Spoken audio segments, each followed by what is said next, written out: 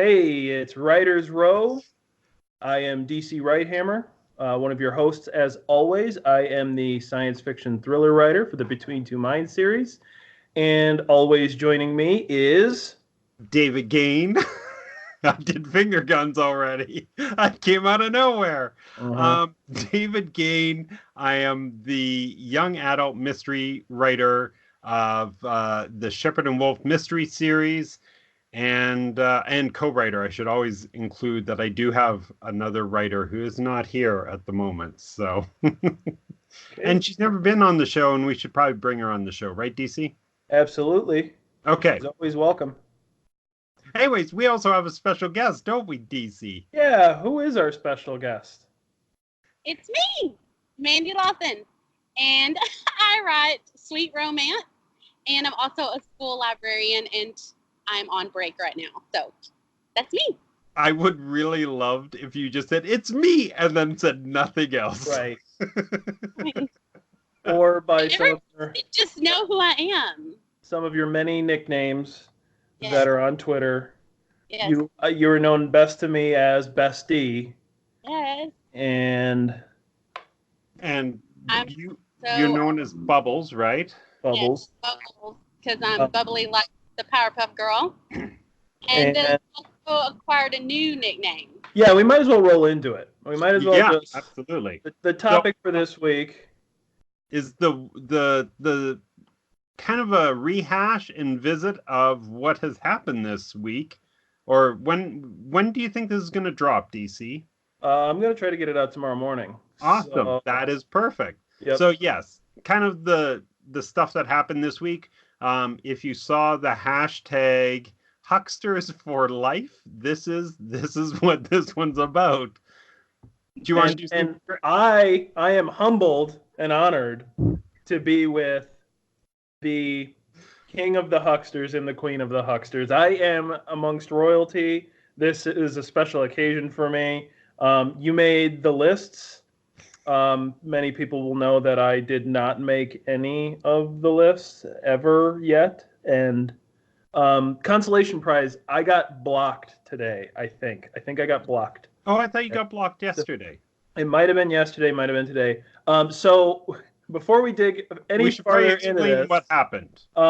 People are probably coming to this video to know what it is. And so before we do that, before I hand it off to David to say what it is, I'm going to lay some ground rules to some extent. I'm going to put forth how we're going to frame this discussion. The purpose of this discussion is to really reflect. It's not to cast blame. It's not to name call. It's not to dig in on anybody. It's not to do any of that. I want to make it clear from the start that we will be discussing perhaps an individual who has done something in the writing community.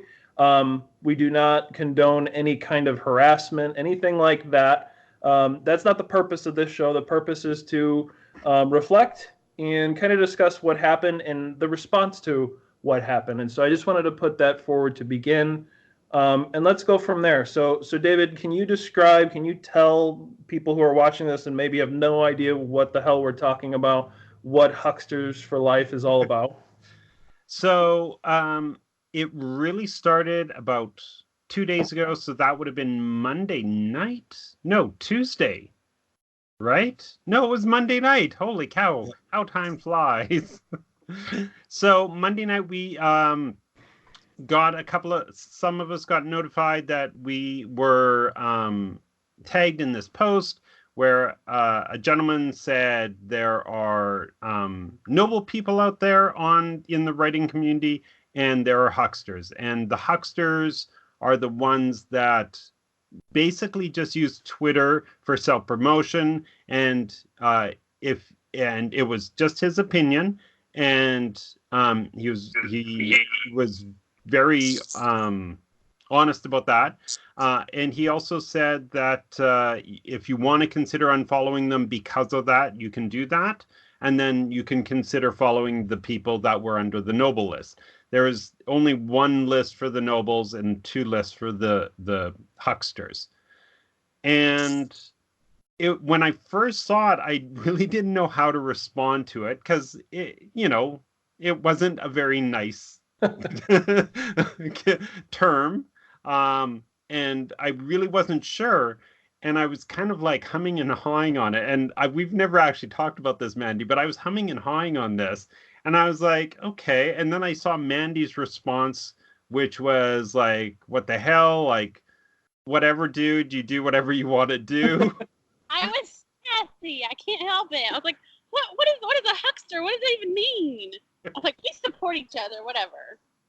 Right. And then that was the moment that I was like, okay, you know what?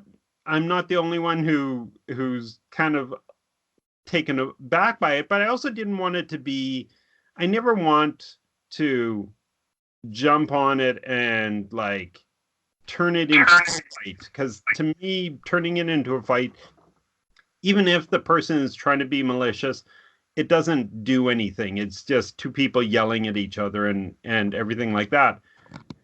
And so then I didn't understand why I was being put. I was like, what does that mean? Because I didn't know what a huckster was. I was like, what's a huckster? I thought it was like a fun person. I was like, wait a minute. Wait a second. Well, and go back and read. Why don't you just continue with your thing? Well, I'll start from the beginning. Okay.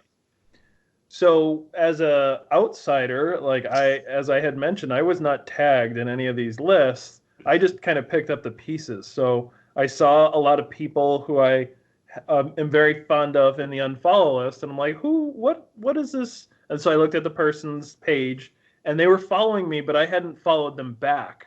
And so I was very confused at what was going on here. And so I got back on it, and then it just started to pick up from there.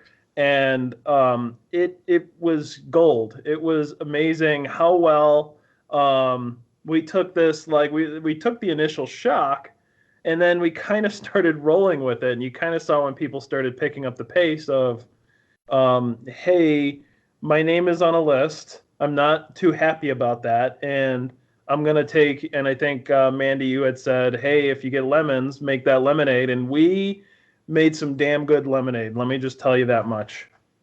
Well, and it was funny because it was just Mandy and myself, and I think Daryl was, it was the three of us kind of just joking about it that first night. And Daryl wasn't even attached to it. He just kind of stumbled onto our conversation about it. And we were kind of like joking about being called it. And then at some point, you and I just decided to embrace the idea of being called a huckster, right? Because yeah, like DC said, you took lemons and turned it into lemonade. And it wasn't until the next day that everyone kind of figured out what had happened. And then it just blew up, and it was like nonstop notifications, and like I lost an entire day of just trying to respond to it all. Same. Yeah, I liked when David he DM'd me and he's like, dude, look at the hashtag Hucksters for Life. He's like, just click on it and then just go through it. And there was like dozens of people who I didn't know. Like that was the interesting part. They weren't part of the original thread. And I wasn't following them, and suddenly they were all just hip to it. It was just they were onto it, and a lot And of they were all pimping their books, which I loved exactly. even better. It was very cool, or allowing others to pimp their books on their behalf, like starting these book buy threads and things like that, and it was really very neat. That's actually one thing I really want to say is the one thing I really loved about it is how well the writing community embraced it, but also just ran with it and did those book by threads and had fun with it and didn't.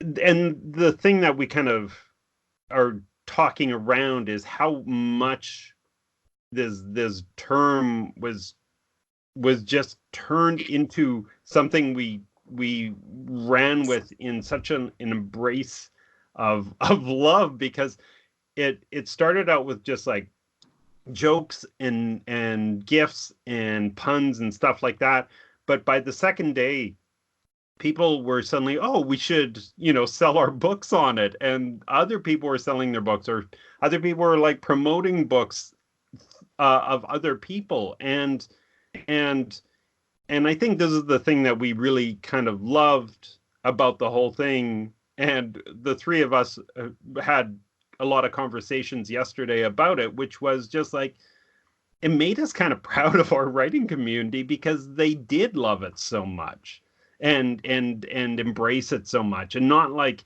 instead of taking that term and like, oh, that sucks, totally like, yep, I'm a huckster, and the hashtag Huckster for life. Like the moment that thing dropped and we started playing with it, and then everyone else taking it, was just like, I was actually a little like verklempt when I saw that. I was, because it was just like, oh, like, wow, awesome, guys. I mean, I felt a little famous, which made me feel a little happy. Oh yeah. I mean, anyone who knows me enough, like now in the writing community, I really do like to be at the top of the list. And so when I was at the top of this guy's list, I was like, number one. And then I realized number one may have not been a good thing, but then I was like, yeah, it is. I was number one.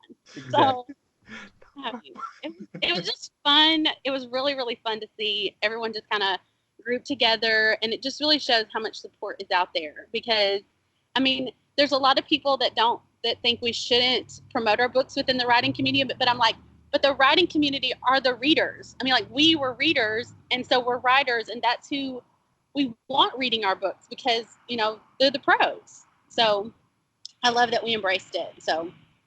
Right. And I think it draws a distinction, because we all have come across the accounts where if you look at their Twitter page, you'll just see, book buy after book buy. They're like, hey, buy my book, buy my book, buy my book. And there's literally no other interactions, or very few here or there. That is, that's kind of what you think of. And that's kind of where our minds might have went when you hear Huckster. You think of those kind of pages. And that's why, to me, it kind of blew me away when I saw this list in a negative way, because I'm like, wait, these people, I talk to them, I know them, I care about them, I want to see them do well, and somebody else is taking a dump on them, and I'm not okay with that. But the way you show we took an opportunity here. It could have been all about this other person, but instead we did what the writing community often does, and we made it about each other, and we made it about uplifting each other. And there were certain individuals who are more skilled and more heavy-handed than some of us, who did take it out on that other person, which is good and fine, and I'm okay with that to an extent and to a certain limit. It's Twitter, and somebody said something, they had an opinion. It doesn't mean that they should go into witness protection or lose their job or anything like that. However, you kind of went into a hornet's nest, and you're gonna get stung, and I'm okay with that. I'm okay with repercussions for people's actions, but I'm also taken aback by the solidarity that we all showed. And strangers, people, it didn't just become about book buying. People dropping Hucksters for Life became a follow trend too. If you were dropping Hucksters for Life, I'm following you and I'm considering buying your book. Like how like only the writing community has the skill to take something as weird as Hucksters for Life and turn it into that. Yeah. Yeah. Well, I want to ask a couple of questions. So by doing it, you kind of said he stepped into a hornet's nest. So should we be allowed to say those kind of things if we're feeling them? But I guess it's kind of it answers itself, but it's like, if you're feeling it, yeah, do it, but also don't be surprised by the repercussions, right? I think it's okay to post your opinion. I mean, that's just part, be who you are. And if you're not okay with those people, that's fine. But I really don't think it's okay to call out individuals. I don't think that that's kind. And I mean, I always try to be kind to others. I mean, no matter what. I've had people call me out on Twitter before, but not in a public post. I mean, just maybe in a thread or something. But this was just I was like, I don't even know who this is. I don't know you. I don't interact with you. I mean, I love to play the tagging games, and I know it blows up my phone, but I think it's super fun, and I'm getting to know people, and it's just a really fun, like, I just want to meet all of these people in one space and, like, hug everybody. Mhm. Like, I just want to get to know everybody. I like to hug, but, I mean, I just want to, like, personally see these people in real life, because I've got to know them in such a fun way, just by these fun, like, name 3 things about yourself. I'm pretty sure that there's 6,000 people on Twitter that know me better than my family, but it's totally fine. And they probably have a good chance of breaking into your password. Is my biggest fear of all those things. I'm like, Right. I'm not going to give you that one. What's your mother's maiden name? What's your social security number? What's your first favorite movie of all time? Where were you born? What city? What's your first pet's name? I'm always a little cautious around those sometimes. Right. Like, how old are you? What's your birth date? They like get very. What's the list of your fears? Like, they want to know it all. And You starting to wonder, like, should I go back and start deleting things? right. Somebody's just compiling a big old password break-in list. And then the other question I want to ask is, I don't remember. Keep drinking, David. Keep drinking. This is what the kind of episode we wanted, though. No. Was this one for this show? Yeah. We are the response team here at Writers Row to these types of things. It doesn't mean we're prepared. It just means we're going to respond. And so we got Mandy at the last minute, or Mindy, as David might refer to her. That was only supposed to be halfway through the show. I was going to. Oh, okay. Whoops. And we roll with it. And so I think that's the other thing. We've talked in other shows, David, that the writing community is self-policing. And so that's why I think there was such a strong reaction to these posts, is because writing community knows who the spammers are. Like, this one individual was not exposing anything. And in fact, I would say that Follow Friday exposes more in terms of, like, positive, of, like, getting people in front of you who you should follow. And even those lists are, you can only tag so many people and make those so big and all that. And if people get left off, nobody notices when people get left off. Like, people are so scared to leave people off. But mostly people are just like, hey, you've got... You can put me on there more. I would really like to see more Follow Fridays with me. I will not put you on any of them. But just kidding. But I think it's self-policing, and this was another example of us kind of handling our own. Like, I think very much so, the people who were on the negative list, it was like, I can call my sister a bad name, but once you start calling my sister a bad name, we're on it. Like, you don't get to do that. Like, right. Only DC is allowed to insult me, so. Very privileged to be able to insult the king of all hucksters. Don't call the queen. She's very sensitive. No, we don't want you to become like the queen in Game of Thrones, so we're going to just treat you with respect and kindness and spoiler, sort of. Anyway. Okay, so, and then the other thing that I wanted to talk about, I remembered what I was actually going to ask, is being a huckster, is it a bad thing, and is it beneficial on Twitter? And I know it's like very two different questions, but like, I just kind of want to embrace the idea of the huckster. Like, it's that idea of, Mandy, what was your definition? What was your vision of what a huckster is? At first? Yeah. I was a fun person. He's got like lights going on. Sorry. Okay. Anyways, yes. a fun person, but what was your other definition that you thought of a huckster as? Like the guys that sell tickets out in front of the concerts and the ball games, like a scalper. Yeah. But also, I think there was a mention in some definition of it. It was not just the scalpers, but also just the guys that are selling like the knickknacks and the noisemakers and all that kind of stuff too.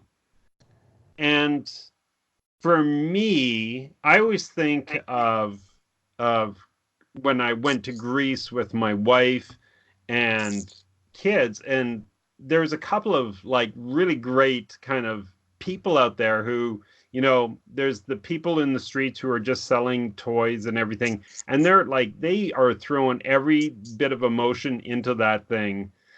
There's guys on the beaches who will sell you like trinkets and stuff like that. There's a guy, I will always remember him. He was walking up and down selling donuts, which are called loukoumades in Greece, and I'm probably butchering the name because I'm English. But he would like do the walk, and he would sell sexy loukoumades, which was like such a weird name, weird phrase, but I love it. And then just before we started the show, I was talking about when you go around where the restaurants are, the people are standing outside on the street trying to convince you to come in and trying to sell you in every way to come into their restaurant. And tax service people. Pardon me? My tax service people that dance, trying to get us to get our taxes done there. With like, sexy dances. Like, yes, like Lady Liberty comes out and like finger guns and honk your horn and shimmies. You got to do it slow, remember. On Skype, you got to do slow finger guns. But like, I the part that I always love about those guys is they do hustle. Like they're getting out there and they're trying to get you to buy stuff. And I don't know if I totally hate those people and think it's a bad thing. Well, if you're an indie, you're repping yourself, and so I gotta sell books. So I mean, hello. But I think that's where it's interesting, because there was a discussion that kind of came out of one of the last episodes we did, David, about a writer's journey is personal and how hard it is, and how you might do, you know, all this labor and intense work, and in the end you end up with a $50 royalty check or an $80 royalty check or something that does not equate to the labor you put into it. And so for the majority of us, being an indie author or even a published author with maybe a more traditional route, but you still have to do your own marketing, it's a side hustle to some extent. You either have a full-time job, or you're living with somebody who can support you while you do this, and you still, it's, I think, embracing what you said. These people who work these service style jobs, who have to hustle, and their livelihood is dependent on it, they don't care what the perception is. They need to make that next sell so they can put food on the table for themselves and their family. And I think because for many of us, we have this full-time job that we may or may not like. We do this creative thing on the side that we're very passionate about. We put our heart and soul in, and we just want to get it out in the world. But we also don't want to be seen as, I guess, a huckster. We don't want to be seen as a spammer. We don't want to be seen as somebody who's trying to push it. And we don't have to, because our livelihood typically is not dependent on it. And I guess I'm phrasing it in that way because I wonder, you know, what if I lost my day job next week? What's my plan? Is it just to find another day job, or do I have the wherewithal, the confidence, and, you know, just the stick-with-itness to then try to work that much harder and be a full-time author? And saying it out loud and being like brought, you know, to face with that, I don't know. And that I think speaks volumes to where I'm at as an indie author. And I wonder if other people feel the same way, and how they would kind of see it if they had to push their wares on people in the street, if they had to, every book buy is another, paying rent or paying their mortgage or paying for food or whatever it is, how that would change the dynamic. Mandy, I have lots of thoughts, so I want you to talk before I interrupt. So, yeah, I mean, I have a full-time job, but like, I feel like God's given me this talent, and I have created things that, I'm proud of. You should be proud of your work. You should. I've spent way too long not being proud and hiding, and they're like, "Oh, you wrote a book." I'm like, "Yeah, I don't want to talk about it." So, there was 9 years in between my first book and my second book because I lost so much confidence in all of it. I was like, this is pointless.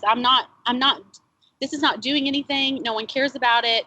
And so anytime they're like, just saw your name like on a book somewhere, I'm like, I don't want to talk about it.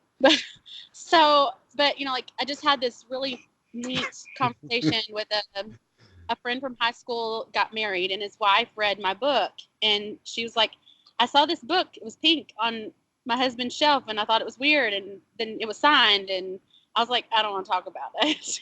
So then she goes, well, where's number 2? And I'm like, in my head.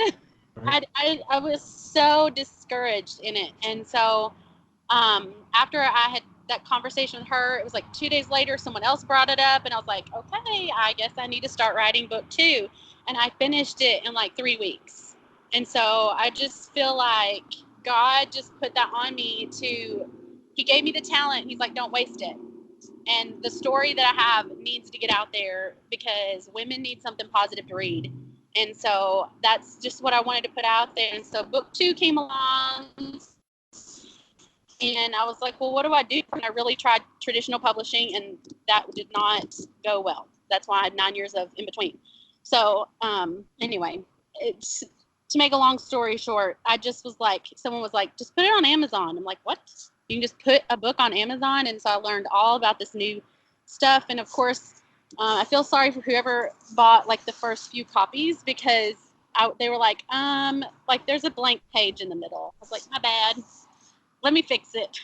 So, there was lots of fixing and tweaking and things that I didn't understand, but eventually learned. And I feel very blessed that I went through. It was kind of embarrassing. I was like, oh, crap, there's a blank page in the middle of a book. But hello, the wonderful thing about publishing yourself is you can go in and fix it and change it.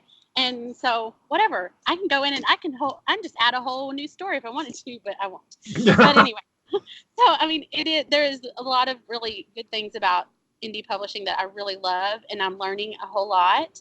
Because I just wrote this one in July of this last summer, so it came out in October, and I just said I want it to come out on my birthday because I can. Right. So it was released on my birthday, and then I kind of write really fast, so I've already finished book 7.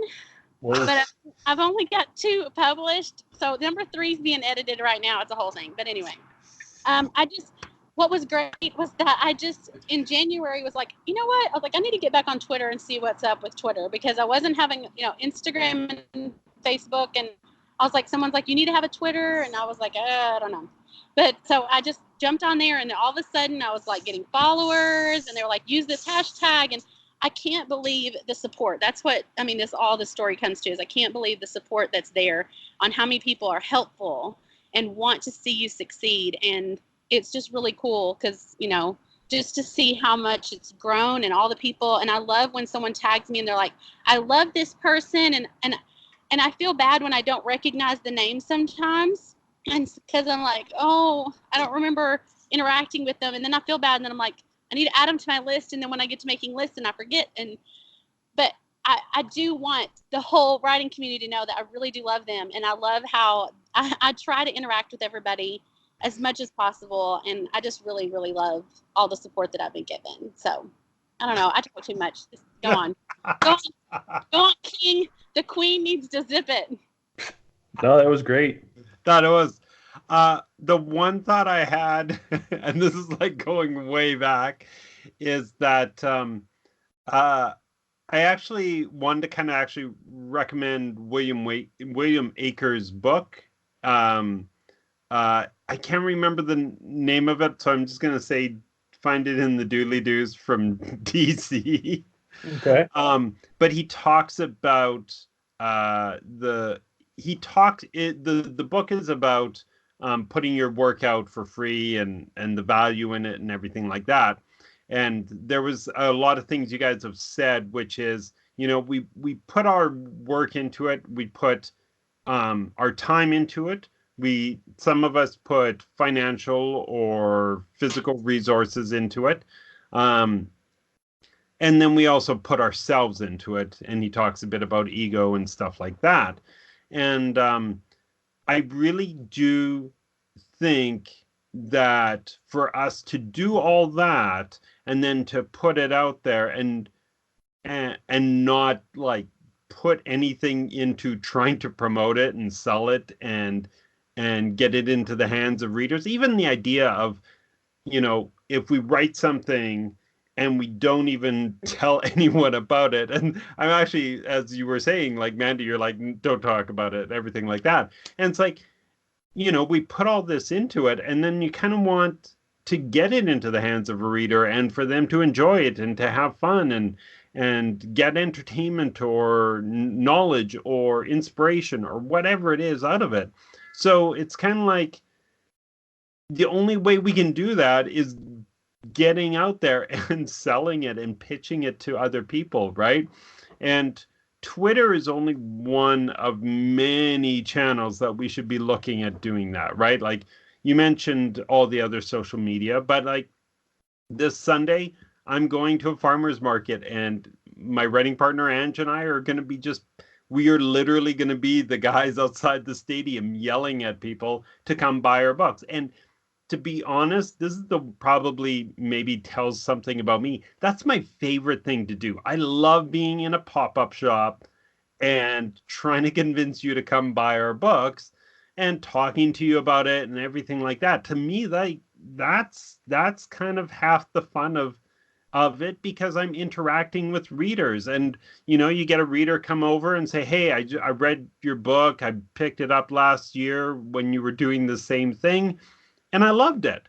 And I'm like, awesome. Like, that's the interaction that we don't really always get out of it. And being a huckster is part of that love of it. So I don't that's why I do embrace that idea, hucksters for life. I really do. Like, I love the idea. Like I sent to you both. I'm like, when I was looking up funny gifts for it, this is the kind of thing that I want to use to do pop-up shops with.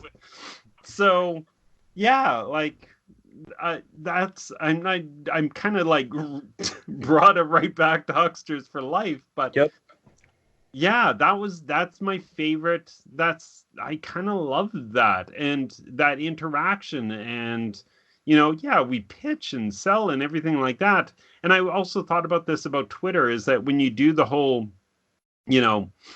pitch and sell, it goes on your main feed, but that totally discounts all the back and forth replies and everything that we do on it, right? Like, those are kind of hidden away, and that's half the interactions that are going on. And it's stupid gifts and stuff like that, but we also do talk about writing. And I will DM a lot of writers and be like, yeah, so like, what are your numbers? What are you doing for selling? How do you write? Everything like that. Like, I'm having those interactions, or I do it on Writer's Row because that's my favorite place to do it. So Now he'll ask you some very personal questions. I love your DMs to me. You're like, you're right. Hold on, what? And I was like, and what's the theme of it? and then I went and bought it. Like, Yeah. you didn't even need to sell me on it. You were just like, okay, tell me about it. Yeah, I'm concerned. Why? if David is DMing you, it's gonna be like he shines a light on you, sits you down in the chair, and just grills you. But he doesn't ask you like for your mother's maiden name or anything like that. It's like, tell me how well your book sells, and like, oh, dude, like, I don't even know you. But Good. it means he actually likes you. He's interested. So, Good. and on that note, We've ate up all our time, haven't we? yeah, and on that note, we need to act like the hucksters for life that we are, and we need to do some self-promotion. So I'm going to start myself. I'm going to take this moment to. I stole a page out of David's book, and if you go to Wright-Hammer.com, Hucksters for Life is a coupon for 25% off. I've got magnets, DC Wright-Hammer magnets, and pens, as well as book 1 and book 2 in the Between Two Minds series. 25% off.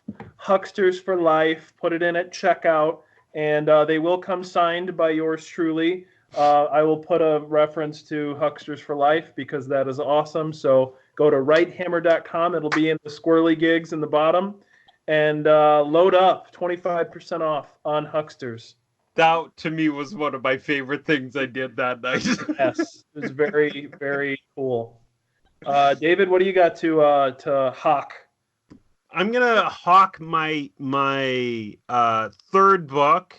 It is Wolf in Shepherd's Clothing. You should read the other two before you get to this one. But the reason I'm hawking it is because it got nominated for a High Plains Book Award, Young Adult. So it's a finalist, not a nomination. So yes, we got that announced. I think it was this week, and this is our second time getting invited to High Plains Book Awards down in Montana, Billings, Montana. Boy, this is a huckster moment for them. It is an international award, so it covers, I believe, oh darn it, it covers the Canada and the United States. So if you are in that area for the writing community, check into it and apply for it next year, because it's a fantastic award. It's a fantastic couple of days down in Billings. I really enjoyed it. So yeah, that's what I'm pitching. Plus, I'm going to pitch my t-shirt that DC is wearing. All of it is on kunyasandgane.com. I don't have the discount on anymore because it was a one-day only thing. You guys had to get on it. So keep an eye, doing the newsletter, and we'll try and keep you up to date with all things that are coming up. Mandy, how about you? Queen of the Hucksters, go. Okay, quick. I have two books. These are the old covers because my Amazon ones haven't come in yet because they take like a month or something. Anyway, this is book 1, Party Central, and book 2, From New York to LA. And it's a series, so you want to read Party Central first. But I have a promo right now that's 99 cents for the ebook for number 2. But number 1's like $2.99, so you should just go get it too. So, I mean, it is what it is. It's sweet romance. It's a love story. And if you interact with me at all, you'll kind of notice the main character might be mirrored of me. So it has a lot of me in it. And I love that I have Twitter readers that will see something that I wrote. They're like, hold on, like, are you the same as your character? Because I remember seeing that. I'm like, yeah, probably. So anyway, I just throw my whole self into these books. The whole thing. We all do. Go buy them. They're and that's on why you got to be a huckster, because you're putting yourself out there, and you might as well make something out of it, right? Yes. Feels good to be a huckster. I mean, the police are coming after me now. All right. Well, I really appreciate Mandy coming on with short notice. David, as usual, appreciate it. King, Queen, I'm humbled and honored to be in your presence. And yeah, thank you guys so much. Awesome. Thank you, DC. Thank you, Mandy. Thanks. Bye. Bye.